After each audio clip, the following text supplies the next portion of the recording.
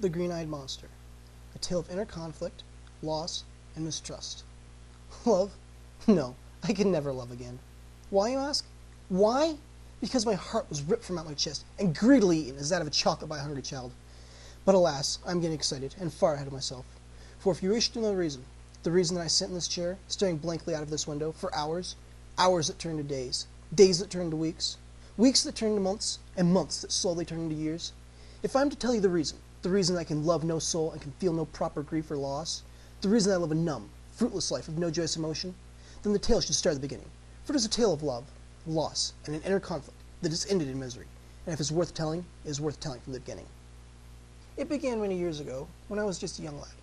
I was deeply in love with a beautiful lass. She had a slender form and dazzling eyes that would light the pitches to black and leave a warm glow in your heart, a glow of which I can no longer feel the like of. And her smile was like that of an angel's, illuminating the darkest corners of your soul and filling with joy. Her hair looked as though it had been spun of pure golden sun rays and bestowed upon her head as a symbol of beauty, grace, and splendor, cascading down her form with the gentle elegance of a fluttering butterfly in the spring. And when she spoke, it was as though Mother Nature had graced her with the voice of the summer blue jay. But as I say, I was deeply in love with Lucia, for that was her name, and as you can plainly see by now, I was deeply under her spell.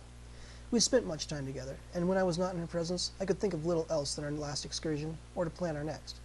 Going for walks in the woods, or a gentle stroll through the garden, and the occasional ball. It was at the lattest of the three that I will start my tale, for it is there, on that Friday, that it truly started. We had been conversing with various parties of which we were familiar with, and chatting of pleasant things. I particularly remember the laugh of Lucia, though I can feel none of the pleasure it once brought to my soul. The orchestra had just started a waltz that had been a favorite among Lucia and myself, and I made a courteous bow and asked if she would honor me with a dance. Curtsying, she accepted, and we approached the dance floor. She looked particularly beautiful this night in her evening gown, a vivid red with a silky glow that commented a slight blush in her cheeks. I took her hand in mine and put my other hand around her waist. Oh, how the feel of her soft skin had thrilled my soul and brought joy to my heart. But just as we were ready to start dancing, I felt a soft touch on my left shoulder, and I turned to see who it was. It was a handsome young lad, about my age, but a few inches taller than Lucia and myself. I recognized him to be none other than Ed Waldrick, a rich nobleman of whom the ball was in honor of. He had a rose in his right hand and made a bow, gesturing in a manner that made it quite clear that he wished to give it to Lucia. Then he asked if he may have a dance with the most beautiful creature at this ball, and, he added with a seducing glint in his eye, undoubtedly the entire world. Lucia gave me a fleeting glance that told me she didn't wish to offend either of the two of us, and I made a small gesture, signaling that I didn't mind and would sit the dance out, though truthfully I wished that she'd chosen me to dance with in his stead. He put the rose in her hair and then took her in his arms. I left the dance floor, feeling only a slight pang of jealousy in my heart. As I left, I happened to have noticed a small fire-red bug scurrying away from me, and had I known the truth at that time, known what grief it would cause me, I would have crushed it on the spot. But instead, I thought nothing more of it, and returned to the company of which I had previously left. When I approached them, they declared their amazement that I had given in so easily, and left Lucia on the dance floor with Ed Waldrick. But after assuring them, and myself, that it was just a simple dance, they continued with their conversation. I had little interest in what they had to say, for my mind felt cluttered, and my thoughts disorganized. So instead, I watched Lucia dancing with Ed Waldrick for several minutes. He kept whispering into her ear, and had mixed feelings of curiosity and jealousy, as she laughed at whatever it was he was telling her. As they proceeded dancing, another couple danced in my field of vision, and obscured them from my view. A moment later the song ended, though it wasn't until several songs later that Lucia finally did come back. Exhausted looking, and slightly out of breath, she excitedly declared that she had wonderful news. Ed Waldrick has invited me to go to the horse races with him this Sunday. Isn't that wonderful? Wonderful, I replied, trying to disguise my lack of enthusiasm with a false smile. Shortly after this, Ed Waldrick came over and requested Lucia join him in a conversation on the topic of the upcoming horse race. I, however, was somehow excluded from the conversation, as he ushered her across the dance floor to the other side of the large ballroom. I was in a state of unease during the rest of the ball, and spent most of the time at the punch bowl watching the two of them laughing, she in a near uncontrollable manner, and he in what I recognized as quite a theatrical manner, though Lucia seemed not to notice this. When finally it came time to leave, Lucia came to me and asked if I would accompany her home. I of course agreed, and we set off at a leisurely walk to her home that was not far from the ball. During the entire way back she talked of how sweet and kind Ed Waldrick had been. I had heard that Ed Waldrick was a rich snob, she had said, but I never expected him, being such a rich nobleman after all, to be such a kind and caring man. Just as she said this, I thought I had seen a fiery red mouse cross the path shortly ahead of us. But feeling the reply was in order, I ignored it and mustered all the grace I could in replying, "Yes, he does seem quite the charmer." At this she giggled and said, "You don't like him very much, do you?" I paused for a moment before replying. "I believe he has a hidden agenda." "Oh, you're just jealous he asked me to the race before you did," she snapped back, with more than a hint of accusation in her voice. Heaving a sigh and fighting a feeling of defeat, I replied, "Alas, undoubtedly you are right," though I could not ignore the preconceived notion that he did have some unknown agenda. After escorting Lucia home and bidding her a good night's sleep, I proceeded along the path that led to my own house, thinking of what Lucia had said about my just being jealous. Unfortunately, the following day required me to make a business trip to the town of Chevelton, and thus I could not see Lucia. Though most of the trip itself was uneventful, I made up my mind to go to the racetracks the following day, after having overheard the conversation of a rugged, half-drunk man on the street corner, drunkenly yelling to his companion, "I heard Sir Edward is going to the races with that dame. What's her name again? Loafy, something like that. Anyway, I heard he's gonna try and make a move on her there." And so at that, I decided that though I would not be in the company of Lucia, I would be able to keep an eye on Edwaldric and see that no harm came to her. I seldom made large bets at the horse races, and that day was no different. As I entered, I looked over the lineup and picked a horse of my liking, the number 8 horse by the name of Hammerheart. I took a middle seat across from the high-dollar box, in which I knew that Edwaldric would be in, and thus so would the lovely Lucia. As I sat down, an elderly gentleman next to me took an interest in conversing with me, and began telling me of how he got a thrill in betting on the underdogs in the races, and how he had an irresistible urge to place a rather large bet on the underdog on this day, a horse by the name of Lightning Strike, during the second of the races today, and how he couldn't help but feel that he would win. He then asked me of which horse I had bet on. Upon telling him, he expressed his great regret in my rather poor judgment of winning horses.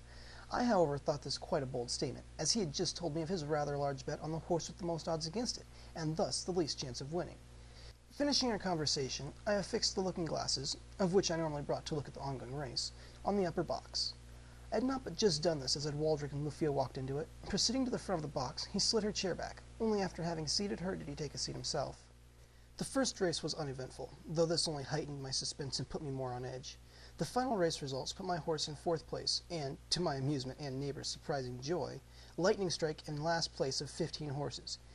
At these results, the old man started leaping for joy, shouting that it was a sure win with odds against him at near 100 to 1.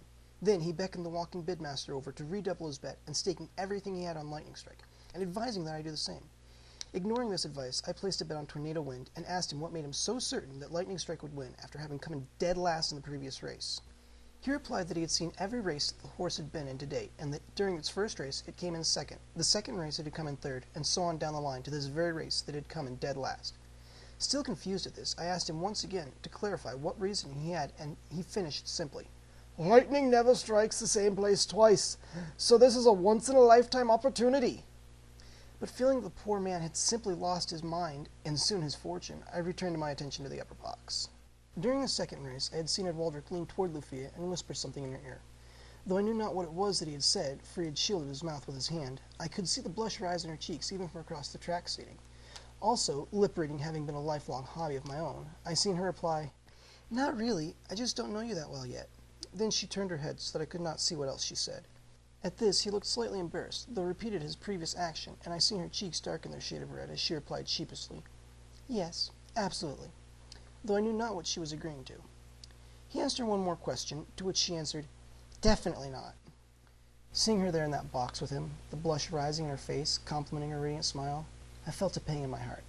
But just then my attention was drawn away from the two of them, for I had heard the announcer over the bullhorn shout out, "And Lightning Strike is pulling back into this race. He's in 4th by 4 lengths. Now 3rd. He's pulling ahead into 2nd. He takes 2nd. Tornado leads by 3 lengths. 2. Lightning Strike is pulling ahead, behind by 1 length. Now half a length. He's even with Tornado Wind. He's just past Tornado Wind, leading by 1. No, 2 lengths. I can't believe it. Ladies and gentlemen, Lightning Strike is just won by 3 lengths. Ladies and gentlemen, Lightning Strike has just done the impossible." But the gentleman next to me, jumping for joy, had cut off the remainder of the commentary as he yelled at the top of his voice, "I'm rich! I'm rich! I told you to bet on Lightning Strike, and now I'm rich!" But I was not paying attention to any of this, for I had just seen something that intrigued me on the racetrack, and was searching relentlessly for it. I just caught a glimpse of it, a fiery red figure that was the size of a large cat, and though I had only seen it for an instant, noticed it had a dog, or rather wolf-like appeal to it. I, however, did not see it again, though I had searched for many minutes. After abandoning my search, I decided to leave the racetrack, for my luck was not improving, nor was my like or trust in Edwaldric. I had previously made plans to go on a walk in the garden with Lucia the following day, and when I met her, she was in high spirits. Upon asking her what brought this cheer, she simply replied that she was happy to see me and that it was a nice day. During our walk, I kept quite quiet, half listening to Lucia talk about the weather and how lovely the fresh spring air was, and half thinking to myself about what I had seen the previous day. One time I had looked up and had thought I had seen a fiery red figure, the size of a dog, looking with dark green eyes from the other side of the garden's edge. I had just seen it out of the corner of my eye, and as I shifted my gaze, it rapidly faded into nothingness. I set the thought in the back of my mind, it being of little meaning to me at that time. As we approached the middle of our walk, Lucia took action to my inattentiveness and asked what was on my mind. Nothing, I responded lamely. Please don't lie to me like I'm stupid, she retorted shortly. It's plain to see that your mind has been wandering all day, and there's something troubling you. You're right, of course. I just have a few things on my mind is all, I replied in a weak voice. Why won't you tell me what's wrong? I just want to help, she said in a kind, caring tone, taking my hand in hers. This brought a warmth to my soul, and I replied shortly, It's about Ed Waldrick. What about him? Lucia had responded, with surprisingly little kindness in her voice. Well, I was watching you talking to Ed Waldrick yesterday at the races, and wondered what you were discussing. I was cut off abruptly as she retorted, What? You were spying on us? On me? And I trusted, and after what I said... At this, she traipsed off in an awful temper, leaving me standing there dumb-stricken. Not a moment after she left, Ed Waldrick came wandering by, and after my responding to his inquiring as to what had happened, though I had the impression that he had been watching and knew full well what had happened, he offered up his deepest and most heartfelt, though sarcastic, condolences, after which he abruptly left, saying that he was going to see that she was well. Watching him leave, I felt my jealousy redouble itself within me, and heard something rustle in the shrubs again. This time I went to search them, but found nothing, and hoping to get a chance to explain myself, went in the direction of Lucia's house. After knocking upon her door and getting no response, I started down the road, wondering where she could have gone, when, by chance, I happened to glance in a window with the curtains partly obscuring my view. There I seen, to my displeasure, Lucia being comforted in the arms of none other than Ed Waldrick.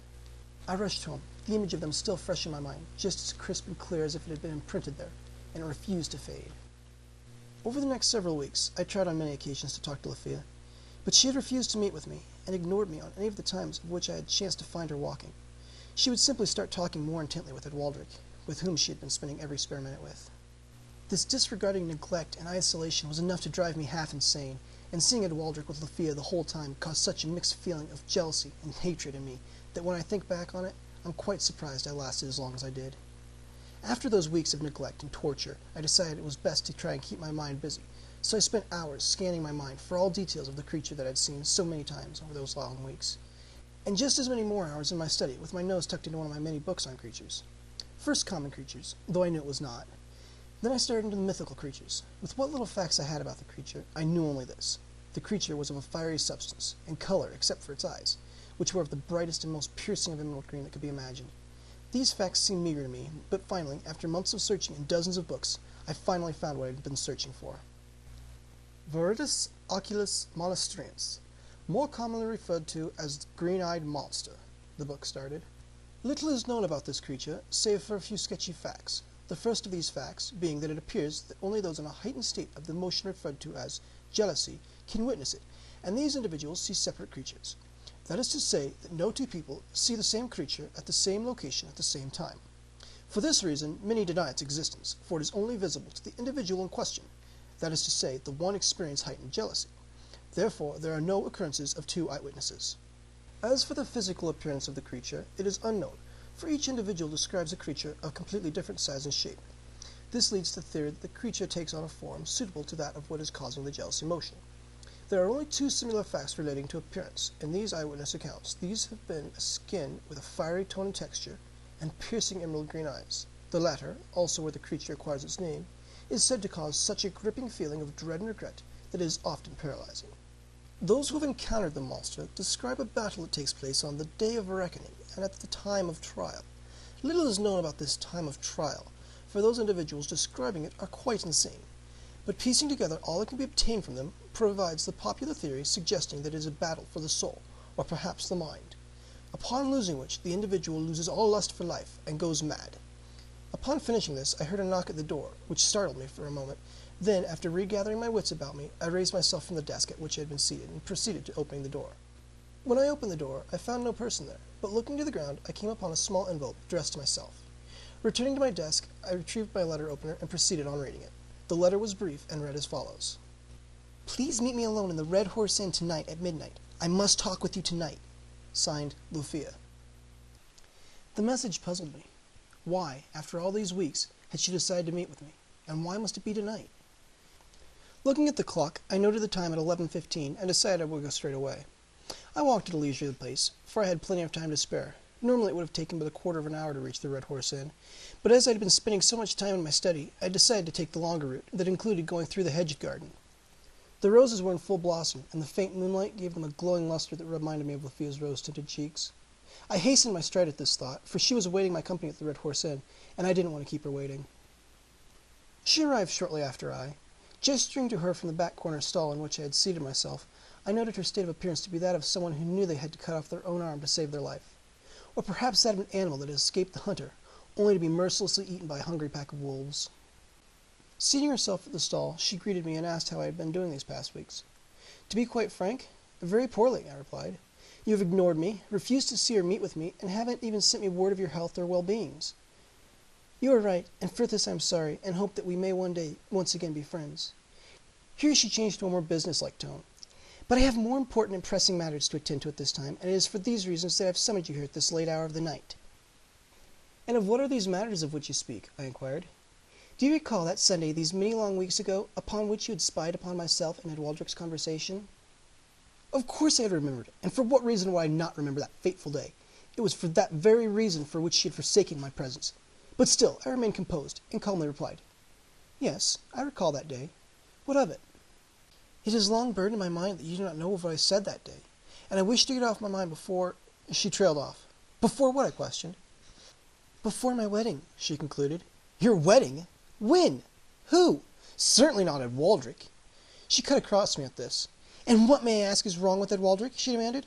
Seeing the look of daggers coming from her eyes, I backed down and simply replied, Nothing. Nothing at all. As I was saying, she continued, calmness returning to her voice, you had tried asking me about that day at the tracks, and I pushed you away for your lack of trust in me. We were sitting at the tracks when he asked me if I trusted him, when I replied shyly, but honestly, that I had not trusted much as of yet, for I did not know him well.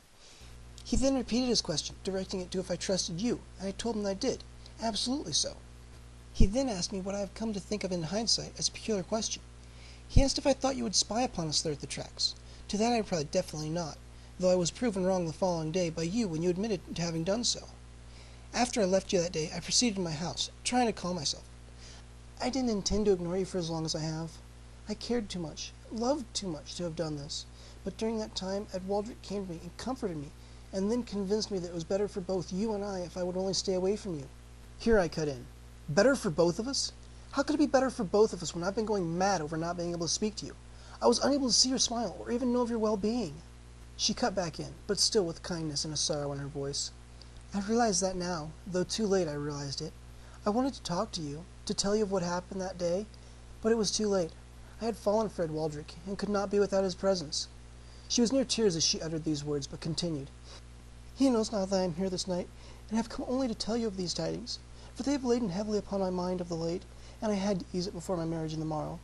I hope you will be able to forgive me in time. Also, I hope that you will come to my wedding. I replied dryly, Are you quite sure that your fiancé will welcome me so kindly? Rising from the table, she finished. I will see to it that he remains civil. You are a most welcome guest, and I hope that you will come. At this, she left me sitting at the table, staring off into the distance.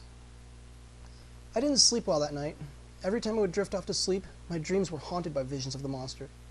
It took on the appearance of a large wolf, its green eyes piercing right through my own and in my soul, its tail flicking gently back and forth, burning my eyes from the intensity of the flame while it snapped its jaws at me menacingly. Then it leapt forward at me. It was such a realistic dream that I had become so completely engulfed by the paralyzing stare that I feared it would do away with me in my sleep, and upon realizing it was creation of my own mind, I realized that it almost certainly could. After that terrifying thought, I dared not sleep any more that night, and decided simply to await dawn, stifling the skip and beat that my heart had made, for I knew now what the creature was. It was the green-eyed monster, and my day of reckoning would soon be upon me. I decided I must go to the wedding that day. Decided? No, I did not decide. It was decided for me. For what other choice did I have? Go to the wedding and face the impending doom of the monster that I created? Or stay in the safety of my home? Ha! Safety indeed! I couldn't even risk falling asleep for fear of being overcome. No, I would have to go. Though I knew that it most certainly would be my end. I would face the monster and overcome it. Or, I quivered at the thought, be overcome by it. I had no other plans that morning, so I ate a quiet meal, thinking of what I was to do that day. and though my body filled with a deep and terrible dread, it seemed that the monster was finally kept at bay. Though I knew it was only the calm before the storm, only because it knew, as did I, that our final battle for my mind and soul would take place in only a few short hours, did it ease its struggle to free itself from my bonds. It was a beautiful day, and I would have marveled in the glory of the sun glistening off of the lake, or the squirrels gnawing on acorns, and the soft rustling the leaves made in the gentle wind, but for the creature within my soul, clawing and squirming, sickening me with fear and jealousy, forcing my mind to Lafia and her soon-to-be husband, at Waldrick, forcing hatred and anger into my heart. The adrenaline pumped in my veins, though I had no trouble controlling my steady breathing as I sat down in a chair next to the aisle in the front row. I was fully conscious of my body's reactions, for I knew that in order to defeat this monster, I would have to remain in complete control. There would be no room for weakness or error. I have no idea how long I sat there, in a self-absorbed plight to keep my body and mind in line, preparing for the battle I knew was upon me. I sat there, staring blankly onward as guests arrived and took seats around me, but not seeing any of them. I was only pulled out of my daze when I heard the bride's march start. In my sudden surprise, I noted that all the seats that had been empty upon my arrival were now full, and what was more, I hadn't even noticed the proceedings of any of the other participants.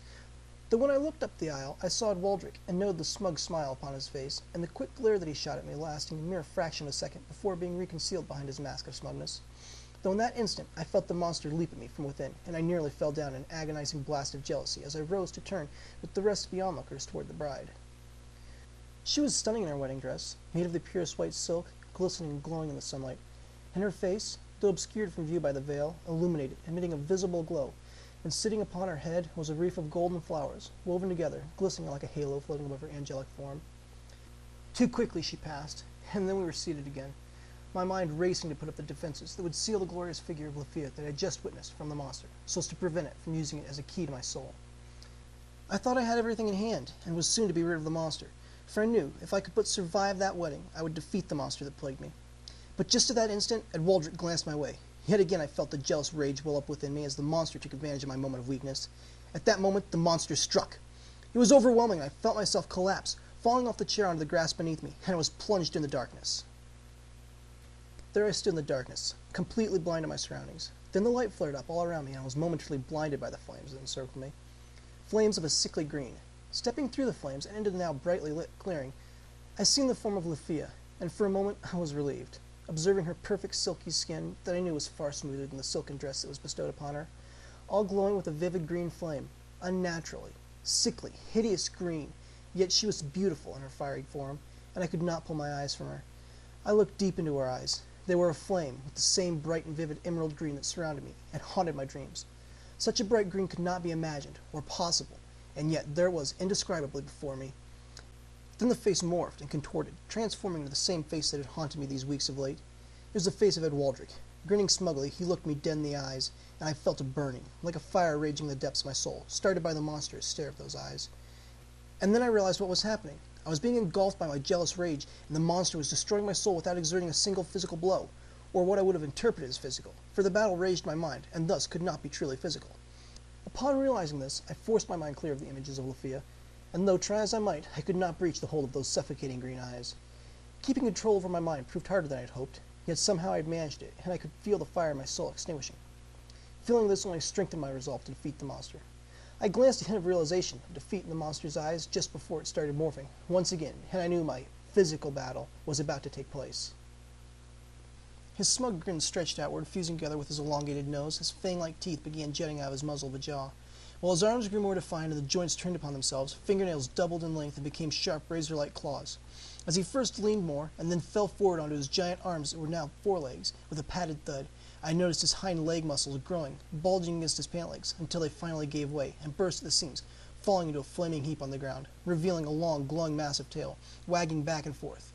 My breath caught in my chest as I stared up at the giant form of the flaming wolf that now stood before me, its fangs gleaming with the same sickly green, unnatural flame that lit the rest of its form. Flaming saliva dripped from its muzzle as the monster caught my eye in its vice-like stare and immobilized me, rooting me hard to the spot. Sensing its preparation for the attack, I attempted with all my strength to move. Just as the monster leapt at me, I finally did manage to free my feet from the spot. But even still, it was almost too late. As the wolf leapt just past me, I was lashed with its flicking tail across my right arm, nearly falling over from the sudden flame that it lit, burning not only my arm, but my mind, with an indescribable magnitude of jealousy. Staggering, trying to regain my footing, I could hear the wolf skidding around in preparation to strike again. I turned toward the devilish creature, only just in time to see its next attack. As it pounced upon me, I staggered, falling forward, avoiding its snapping jaws, only to find myself being slashed by the razor-sharp talons of its hind legs as it tried to readjust its landing mid-pounce. Forcing myself to ignore the pain that nearly immobilized me on the spot and was now radiating off the backside of my legs, so intently that I was sure I would erupt into flames, I pulled myself to my feet, feeling more than a little unstable on my shaking legs, and mentally commanding the monster to hold off its slaughter for a moment longer. To my utter and complete surprise, the monster did hesitate, but before the shock of realization could register in my mind, it was on the offensive again, crouching and preparing for the pounce. In a split second it happened. The wolf leapt at me, lunging for my throat. Instantly my mind went blank, save for the feelings of pure jealous rage that surged through my every nerve. Instinctively I turned sideways, thrashing and flailing my arms, trying to throw the beast off me. Suddenly, willing its grip to break loose, I felt the flame that had been ripping at my throat suddenly sear sharper as my soul howled with pain and the monster lost its hold and skidded across the ground, rearing on me yet again, but it hesitated for a split second. I saw it chewing on something just before I staggered, unable to breathe from the pain obscuring my airway, and I fell backward onto the ground. There I laid, knowing that my end was at hand, for I knew that the monster had taken a portion of my soul. I could feel the empty spot, and the emptiness felt good in a hollow, feelingless way, compared to what was left of me. It freed me. The fiery fangs of that monster had cut me loose of the bonds that had taken such an ironclad hold on my heart. Though I knew that I had lost the essence of my existence, I was somehow free. As I laid there, the monster, taking advantage of my weakness, leapt upon me, slashing at my chest, trying to get to the rest of my soul that it hungered for. But I no longer felt the same jealous flame tearing at me, just a dull numbness. Reaching up, I grabbed hold of the wolf's jaws, and throwing it from my body, pushed myself to my feet. The wolf recovered instantly and leapt at me once again, but it didn't matter, for in tearing that chunk of my soul away from me, it took the one thing that was fueling its own strength, my jealousy. Without it, I was in control of myself, and the monster was nothing more than an imaginary creature in my head. No more a threat to me than a match to a bucket of water. I caught the wolf with one hand behind its head and the other around its throat, gripping tightly as the flames of its fur were extinguished by my fluid grip. It struggled for a moment. Yes, a struggle, as that of a mouse from the clutches of a snake, futile and pointless. And then it was dead. Screams awakened me. I was caught off guard by the picket arch that was to form the altar for the wedding to my right, and Lucia screaming through a stream of tears in front of me. Though looking down, I saw what she was screaming about, as I dropped the limp, lifeless form of her fiancé, Ed Waldrick, to the ground at our feet. That's why I sit here for endless days, staring out of the cell's window. Not for murder, which we both know full well I must have done. No, not for that, but under charges of acts of insanity. Yes, insanity! They do not believe my tale of battle with the Virtus Oculus Monasterines. Do not believe that I lost a part of my soul that will forever leave an empty space in my heart that cannot be filled by any living being. Now you asked why I can never love again. It's because, as an old crazed man once told me, lightning never strikes the same place twice. And I know that stands true for the creation of a soul. Yes, my decimated soul will never be whole again, and thus I will never feel what it is to love again. Writer's note. Now I'm not of the mind to leave you feeling that life is hopeless, so please read on. Think you have it bad? Forget to buy an anniversary gift, or a dozen roses on Valentine's Day? Ever think your life was falling apart around you, and there was nothing you could do to stop it? Or maybe you just didn't get an invitation to a party that you had expected, or planned for. Well, whatever it is. Remember, life's not as bad as you make it out to be, and there's always someone who has it worse than you. So if you miss the bus at the corner, remember this. You can always find another bus, or just go call a taxi, and it's never too late to start over. So live life to its fullest, and your only limitations are where your mind will take you. Life's dull if you don't take a few chances, and so, as the old man put it, lightning never strikes the same place twice. So get out there and enjoy the storm while it lasts. Thank you for listening to this unabridged reading of The Green-Eyed Monster. Written, recorded, and edited by Meshach A.